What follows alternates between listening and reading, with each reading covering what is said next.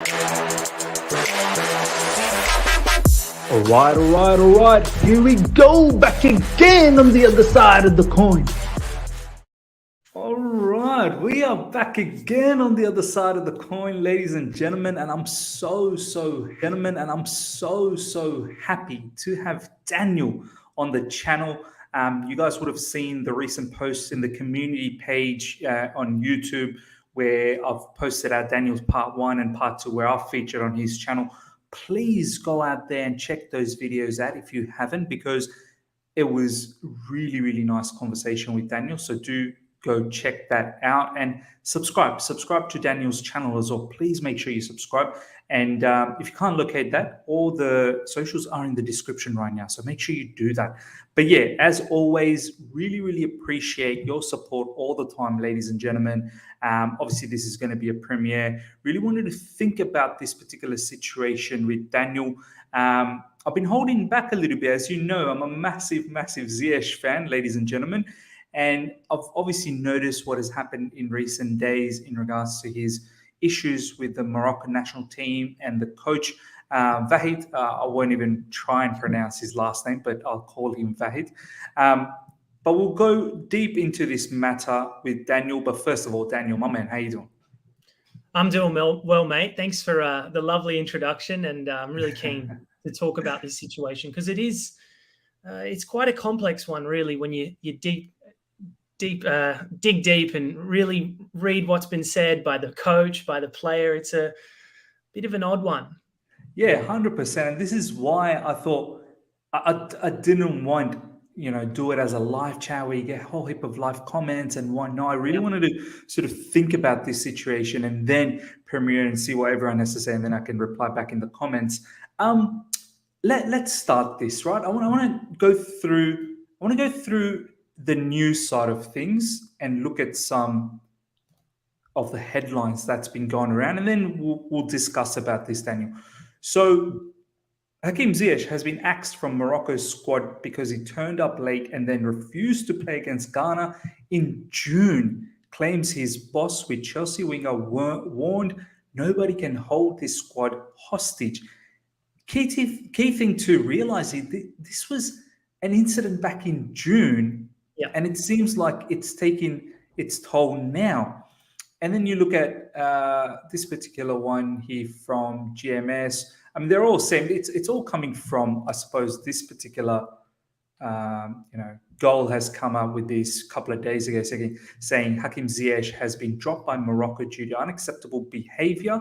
Head coach Vahid Halilhodzic claims he feigned an injury to get out of playing during the last international break.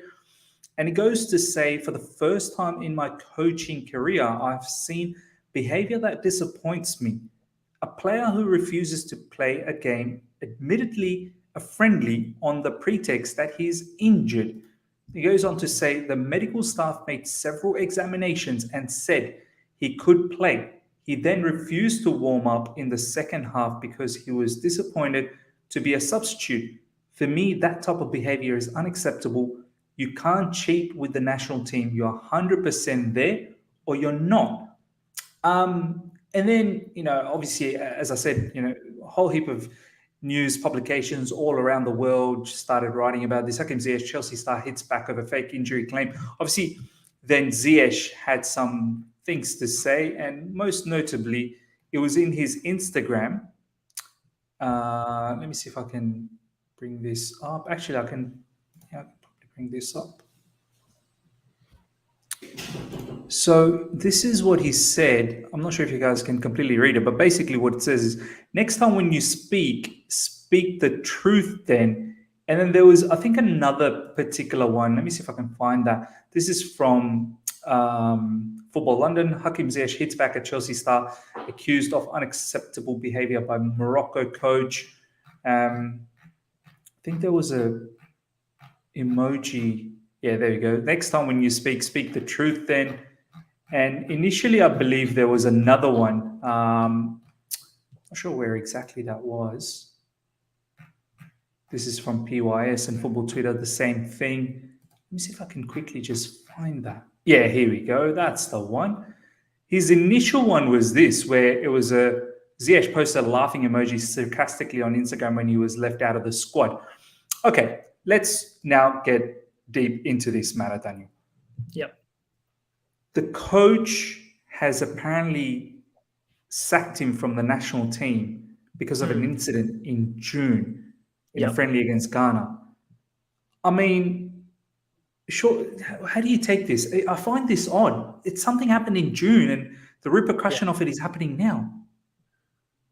It's bizarre, really, because the coach has come out and made some pretty serious allegations. Yeah. And I guess, I'm still on the fence because we truly don't know what's happened. We've heard from the coach, we've heard Hakim Ziyech come out and make some pretty strange claims on Instagram. I think using Instagram or using the Instagram stories and then using clown emojis doesn't really paint the picture well for you. But it's one where, look, until we hear more information, I would have personally liked to see Hakim Ziyech come out with a statement on his Instagram saying, explaining to the fullest extent what's happened. Maybe there was a miscommunication, but there's one thing we can't deny is that relationship is well and truly strained now. And as one of the star players in that Morocco team, in the attacking third, he is the star of that team.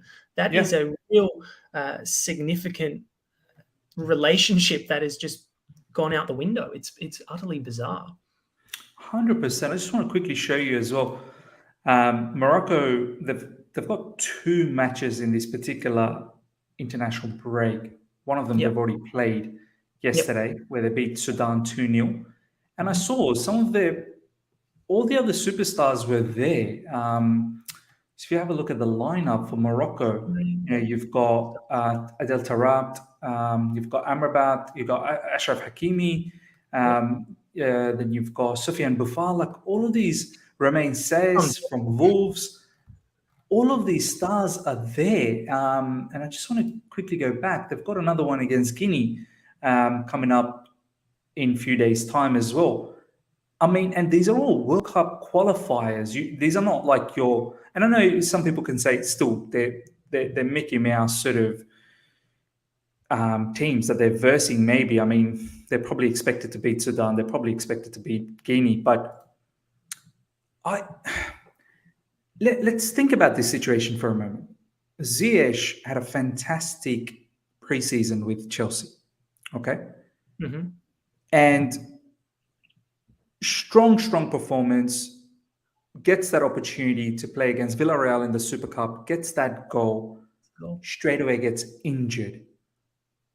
And then miraculously starts training within 8 days of that injury. Looked like he popped his shoulder. It wasn't as bad as they initially thought, but there was serious pain because he came off straight after that. He was on oxygen. He was on oxygen. Yeah, he couldn't breathe.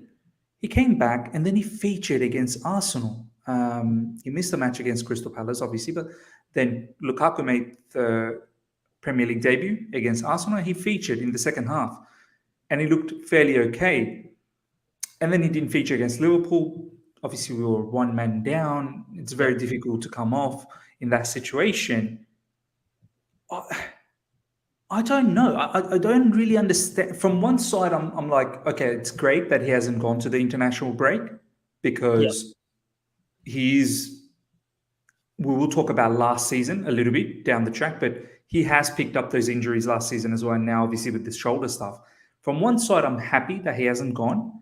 On the other side, I'm thinking, well, if you were fit enough to play for Chelsea and come off the bench and also, be on the bench against Liverpool just recently, I don't understand why you wouldn't have gone and represented your nation. I mean, what's your thoughts about that? Well, the coach has dropped him. The coach has essentially said, if you're not willing to play for the national team, no matter how much of a star you are, because granted, he is one of the stars in that Morocco team, there is no player bigger than the squad, and the coach has subsequently withdrawn him from the squad. And it's a bizarre one because it just doesn't really make a lot of sense. He's a player. He's 28 years of age as well. I Yeah. can't. He's never really had any attitude issues that I can remember, at least at Chelsea. So this is one that I don't like it. It's one that doesn't really do Hakim Ziyech any favors. I just hope that Yeah. for his sake that there was a miscommunication of sort, and that hopefully this can be cleared up, because for his own career's sake, he's got the World Cup next year. He won't want to miss that. This is huge. This is really huge. I'm just having a quick look at the June matches. I think this is the one that he's talking about. Ghana, wasn't he? Yes. When Morocco won 1-0. And I'm just trying to have a look.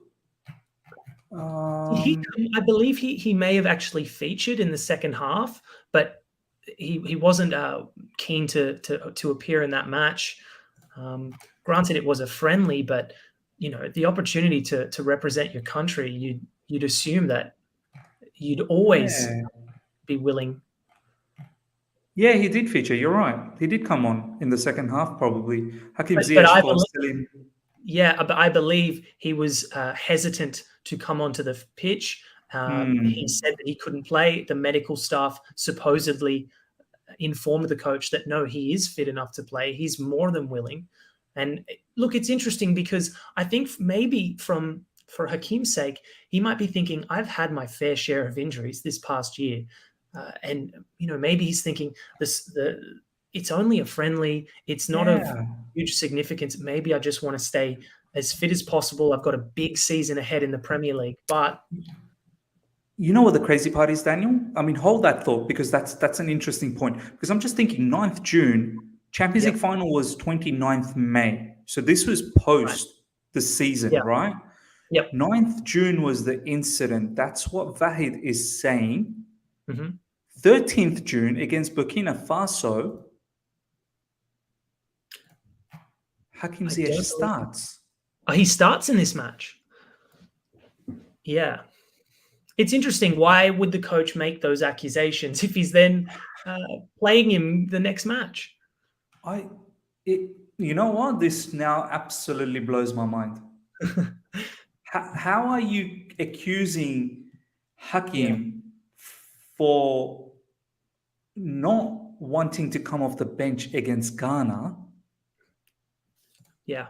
But then, sorry, go on. 4 days later, you are starting him. Yeah.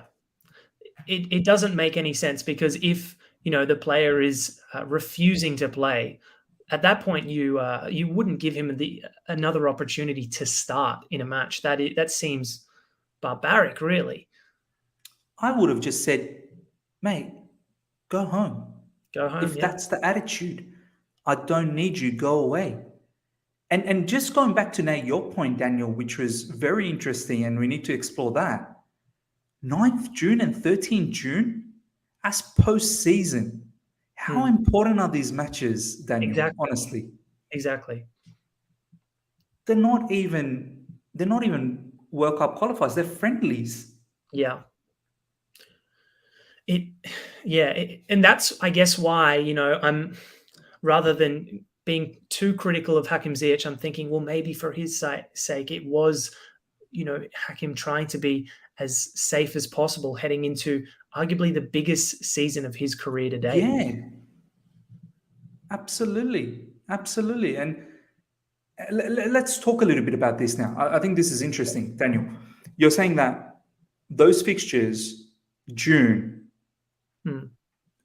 literally nonsense fixtures. They're literally nonsense fixtures. Yeah. I don't even know why there are some international fixtures during that time. Players should be going away for holidays. Yeah. Anyway, obviously Euros were happening at that time. Well, not even that time, a bit later on. And then Copa America, fine. You've got some friendlies, but I don't even understand why even play Hakim Ziyech. Play your other players. Play the youngsters or something. Play players that you haven't seen in these friendlies and bring them up. Absolutely. Just talk about the whole thing about Hakim Ziyech last season.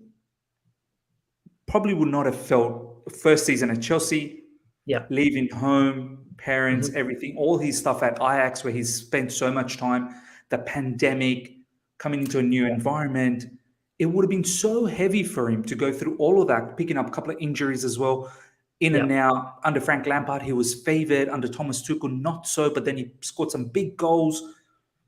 This upcoming season, Daniel, was meant to be a big thing for him, and he was rumoured during the transfer window that perhaps he could have, he could be gone. So from that perspective, Daniel, tell me how big this new season was going to be for Ziyech. Yeah, I mean, there was an array of circumstances that made his debut season in England rather challenging. I mean, how often do we see players come to the Premier League and it takes them at least a season to adjust to the pace, the physicality that the English game brings? And if you look at his build, he's not the type of player that, is overly physical in that sense. And yeah, it was unfortunate. He suffered multiple injuries in a real bizarre team environment where the coach, his future, or the coach was sacked. The team was in and out of form. The squad was constantly changing.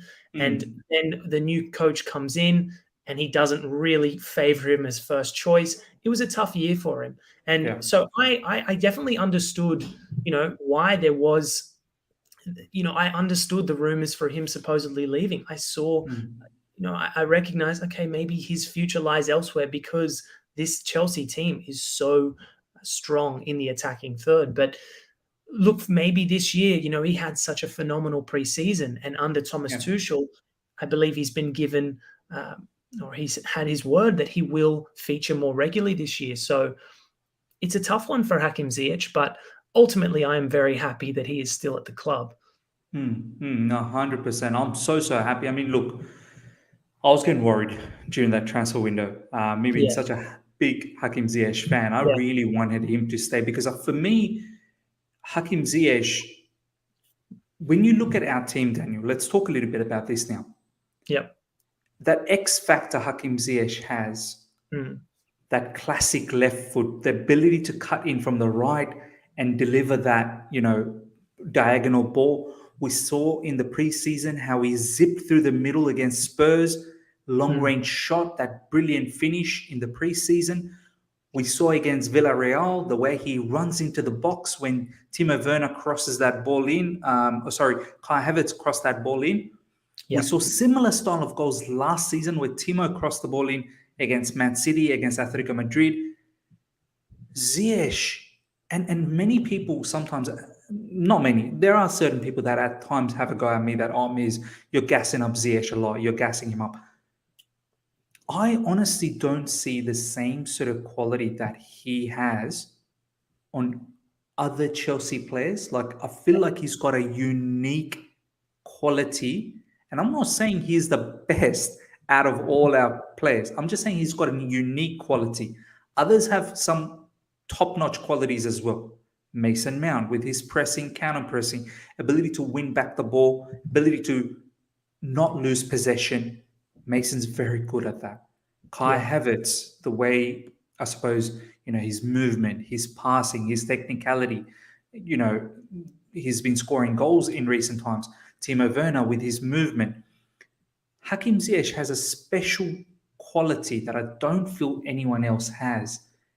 And I feel like it's so important, not just for Chelsea, but I think for Morocco as well, like for your own benefit, in terms of World Cup qualification and having a run in the World Cup. I mean, do you see it that way as well, that Hakim Ziyech has that X factor quality that is very unique, you'd say? Yeah, no doubt about that. I think unique is the perfect word to describe his profile as a player. I mean, you look at this guy a year ago at Ajax, the things that he was doing in the Champions League, that brilliant goal away at Valencia. Oof.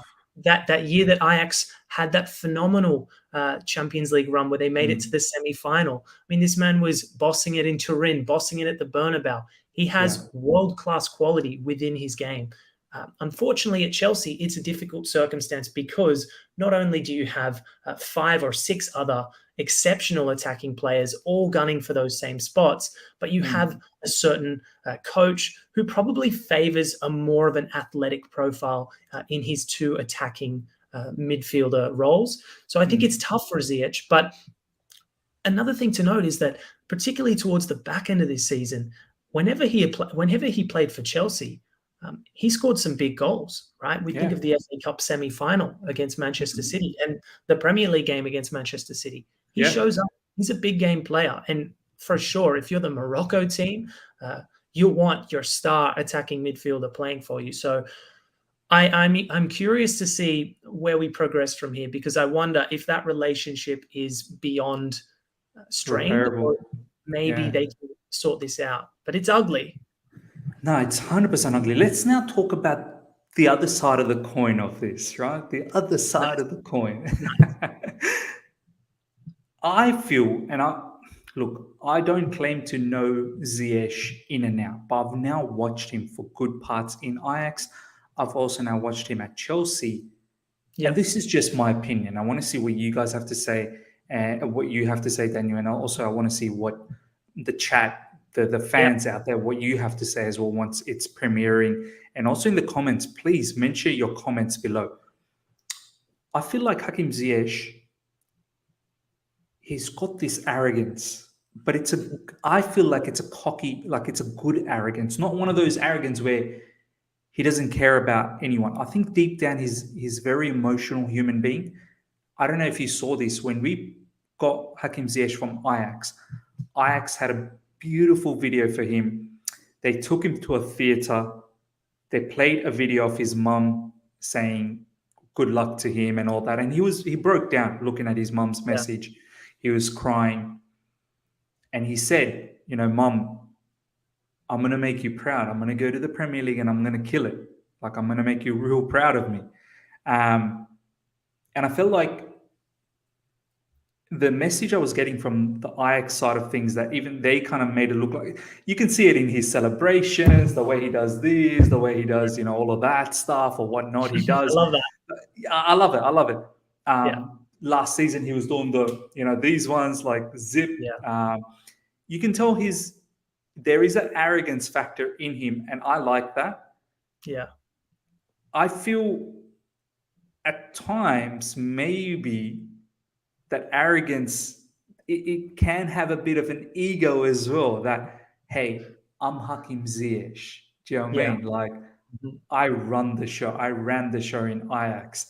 I think last season, not being able to run the show for Chelsea, I think when Frank bought him, Frank bought him purely the fact that you're going to run the show. You're the playmaker. And I've got Kai, Timo, everyone. They're going to play in and around you. You are the centerpiece. And Frank was kind of using him as well in that particular manner. Thomas Tuchel came in, and Thomas Tuchel didn't look at it that way. He was more looking at it, I'm the centerpiece. I'm Thomas Tuchel. I'm the centerpiece. And you play my way, right? But one thing Thomas Tuchel's always said, that he's always been professional. Hakim Ziyech has always been professional. But I feel like Ziyech didn't always enjoy the fact that he was in and out of the team. When he played well, the next game he didn't see a start. How do you feel about his personality from looking out? Like, I feel emotionally, like I'm emotionally connected to him, right? I feel, as I said, like I feel like his arrogance is there, but I like it, but I do think there is an ego there. How do you feel about that?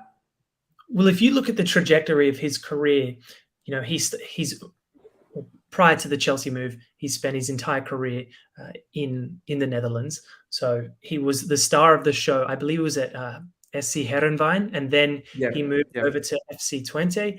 He was the star at that team. Then he made the move to Ajax, and since then he was the star of that team. He's always been the centerpiece of every side he's played on. Probably in the national team, he was the star of the show. Morocco, he's 100% the star. Yeah, right. So he comes to Chelsea. It's a bit of a different situation, and the pandemic just, in terms of settling in and these awful circumstances, and then you have so much quality that you're competing with. You're often being played on the right, sometimes in the middle, then you're dropped in and out of the squad, suffering injuries. He made a good start to his campaign with playing on that right side. I remember he had a few really promising performances. 3 man of the matches in a row or something like that in the Champions League, Newcastle, Sheffield United. Sheffield United. That was the one where I thought, oh, this boy's special. That was Yeah. his real, like, standout performance, at least the one that I can recognize. But it's difficult, he's suffered injuries. As I mentioned, he's been in and out of the team, different coaches, different philosophies, and a coach whose philosophy maybe doesn't correlate to what Hakim Ziyech is used to. So, but I like the fact that he's still here. If he left a year ago, I wouldn't want to see him leave. But if he left a year or this window, I would have said, well, so be it. There's no player that's greater than Chelsea. But the fact that he's, after such a tough year, that he's still here makes me think this guy has an elite mentality and that he wants to prove and show his worth in the Premier League. No, absolutely. So we've talked now a little bit about, I think we can understand that some part of his ego would have obviously hurt not being the centerpiece. Looking at the Moroccan manager, Vahid, and I'm not sure if you follow Yunus a lot. Yunus, with his Algeria. Yeah, exactly. Yeah, Yunus talks football. Absolute legend. He's got that Algerian background, and Vahid has managed Algeria previously. I think a couple of World Cups ago.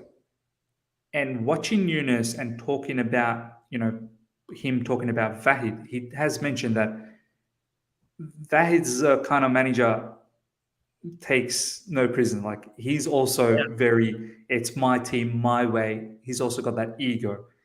Do you feel this is two egos clashing where Ziyech, I am Morocco. I am Mr. Morocco.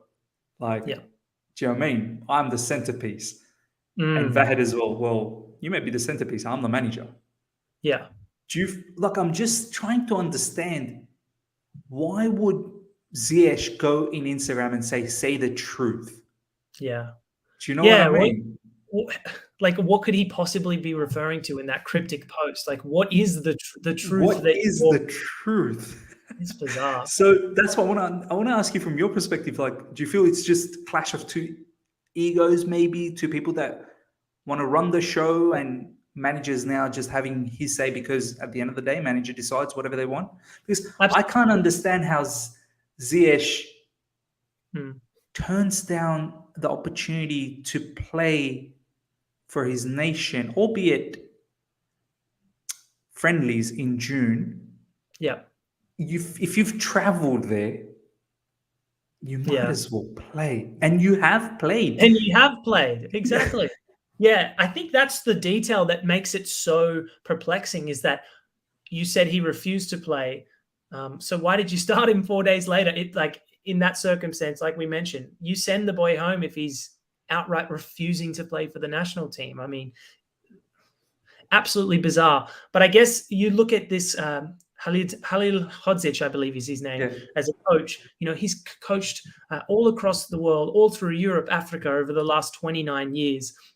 He's built himself quite a resume as a credible coach. So for him to come out and say those things, I think it makes me probably side more towards the coach. As I mentioned, the fact that he used an Instagram story and the clown emoji to state what happened, it's not a good look. Yeah, it's not professional. That's the only thing that hurts from Ziyech's point of view. That, mate, you did not need to do the emojis. Absolutely. Like, put out a statement that this was what was talked about and whatnot, and this is the truth.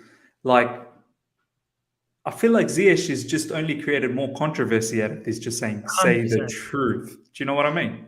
100%. I wonder, hopefully maybe this manager is a bit old school. He doesn't understand the use of social media, so he doesn't take it personally. But I'd imagine if you did this to a modern day coach within your club team, there'd be serious ramifications for such a disrespectful or outrageous thing to post. It's quite. Can you imagine you do that to like either a Mourinho or a Conte or a Tuchel, like career over. 100%. Especially Conte. Oh my God. He hates the emojis. Yeah. It's bizarre. Let's talk a little bit about now the whole national team versus club football. I Mm. think this is a very good point to encapsulate this whole situation, because this thing really annoys me where let's say, for argument's sake, something happened. Obviously something happened between Ziyech and Vahid. Ziyech just got injured recently, still coming back slowly. He's determined to do well, so well this season. And I know these are a couple of big World Cup qualifiers, and his presence would have been great, but obviously something has happened. Yep. But I hate how these matches are happening smack bang in club football time, where honestly, I can understand from a Ziyech point of view, if he was to, let's say for argument's sake, that he got the opportunity to go there, couple of matches for World Cup qualifiers, picks up an injury. You can imagine how distraught he would feel, how angry he would feel that another season going away where I'm not being able to perform for Chelsea. I mean, I just want to bring up a couple of pictures from Instagram. It's quite good to see this. Let me just bring this up. Yep. So this is the recent post from Chelsea. Yeah. He seems like a happy boy at training. Doesn't look too bothered. He doesn't look too bothered at all. And here's another one. Yeah.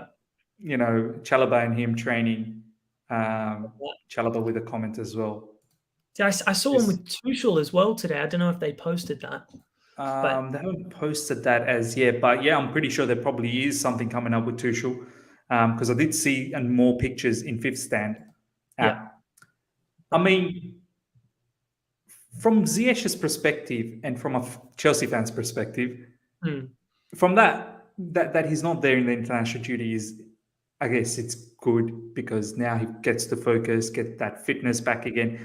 He's most likely going to feature against Aston Villa as soon as the international break is over, because a lot of his other teammates are in international duty, and they're probably not going to just come in and just play straight away. And so he's probably in line to start against Aston Villa. I mean, talk to me about the whole club international. Do you feel it's fair sometimes, some of these players? Because at the end of the day, the club is what pays you the money. I completely get you need to play for your international team, but yeah, Ziyech is in a tough situation as well, right? Well, mate, there's nothing worse, right? When the international break's over and several players within your squad have come back with niggling injuries or a serious injury.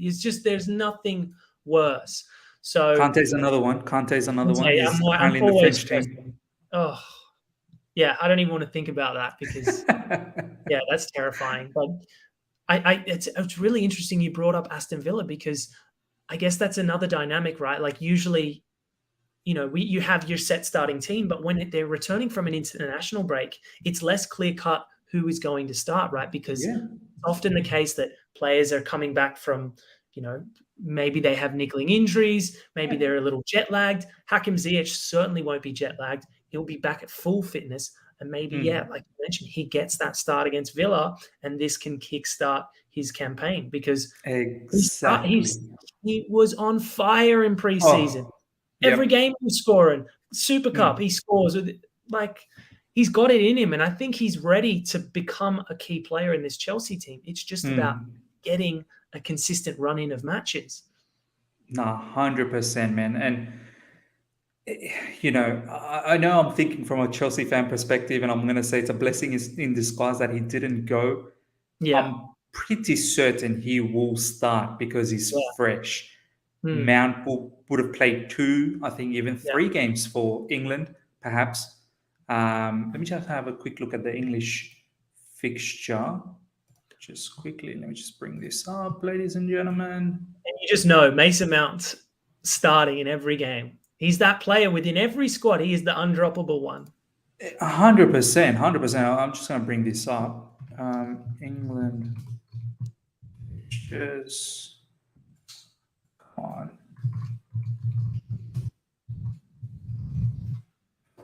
Yeah. Because they just beat Hungary 4-0. Right. right. So they got another 2. So then they've got Andorra, and then they've got Poland. Maybe he's rested for the Andorra match. Maybe he's definitely playing Poland. He's playing Poland, and that's on Thursday. And I'm just going to show you Chelsea fixtures. Are they on the Sunday fixture? I think, yeah, there you go. Oh, but Sunday. That's Sunday. That's Sunday for us. That's Saturday. Yeah, Saturday, yeah. Saturday evening. Turnaround. Thursday he's going to play, which is Wednesday night actually. Sorry, because that's Thursday morning, so it's Wednesday night. So Thursday, Friday, 2 days. Saturday game time. Yeah, that's a tough ask. Massive tough ask, and I think Ziyech is well destined to hopefully start that. And as you said, if he can capitalize on that game, the next one after that is in a few days' time against Zenit in the Champions League. Yeah. He can put himself in the mix. Do you know what I mean? Yeah. I guess the biggest question I have is like, with the way that Kai Havertz is playing, the price tag that we bought him for, Mason Mount's status within this Chelsea team, and Lukaku, the quality that he brings. Yeah. I even long term, I'm like, it's going to be tough for Ziyech to nail down a starting spot, considering the quality that we have now. No, you're absolutely right, Daniel, because already we've seen Thomas Tuchel say the 3 Lukaku, Havertz, and Mount, they've created a really good chemistry. They have. They understand their movement and whatnot, and they've been playing. But I've always said, Daniel, that it's a long season, man. It's a very long season. Champions League is now getting thrown into the mix. Carabao Cup will be thrown into the mix. Club World Cup will come around in December. FA Cup will also kick in. Yeah. Touch wood, no injuries, but there'll be some sort of things around injuries, player form. So I'm not worried. He should get game time. The only thing is, can Ziyech be happy with at times not being in the team? That's the biggest concern, because as I said earlier, Daniel, I do think Ziyech has an ego.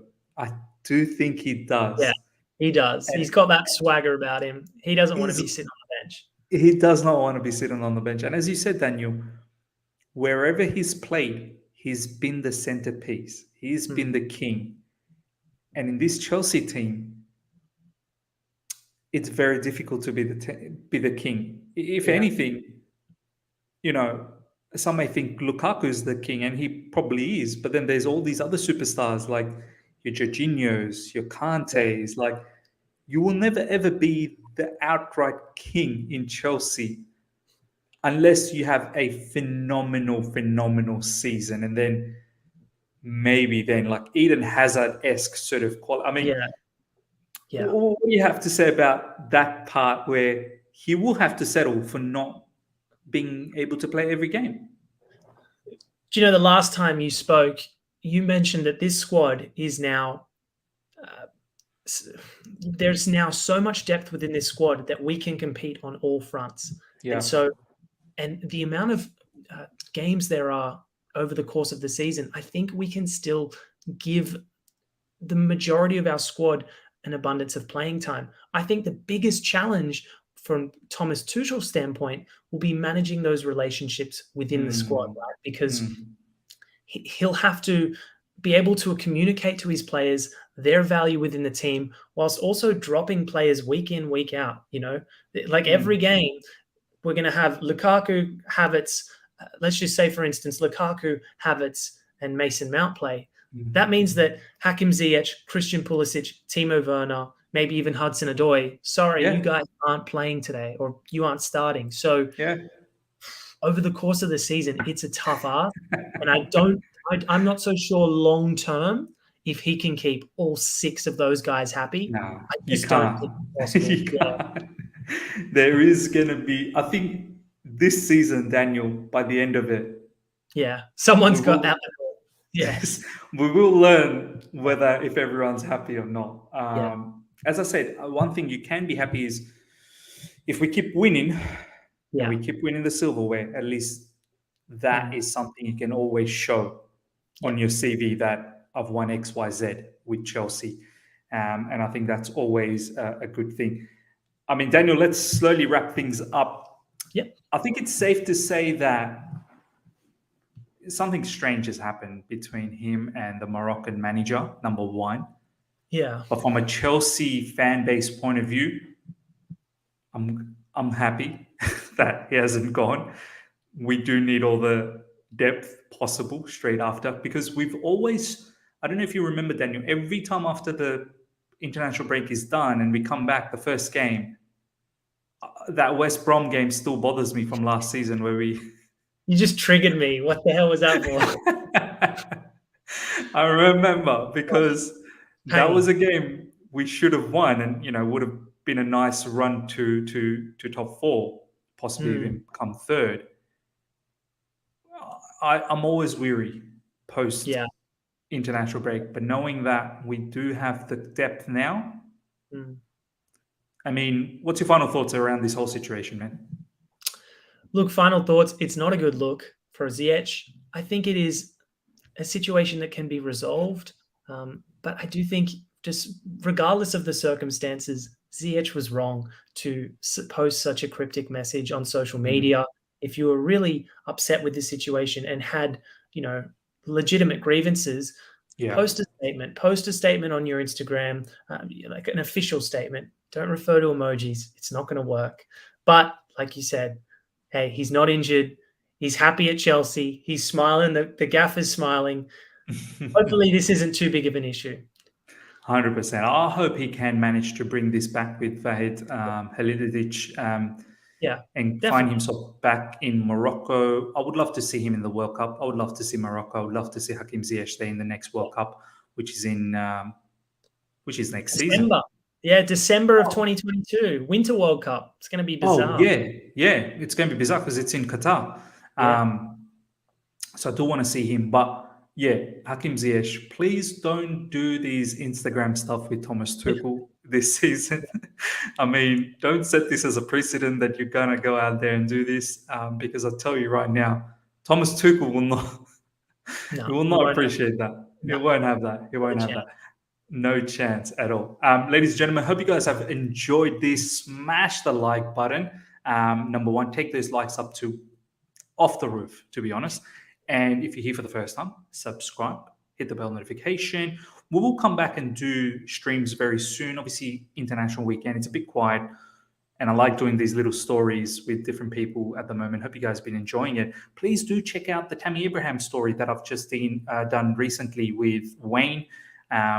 Really good to know from a Roma fan's perspective about Tammy Abraham. So do go check that out. I'll probably pin it in the live chat as well. So they do check that out. And check out Daniel and his socials, his Instagram and his YouTube channel. Please follow him on Instagram and subscribe to him on YouTube. You'll see a lot of Daniel on this channel. So start giving him some love, people, straight away. Until next time.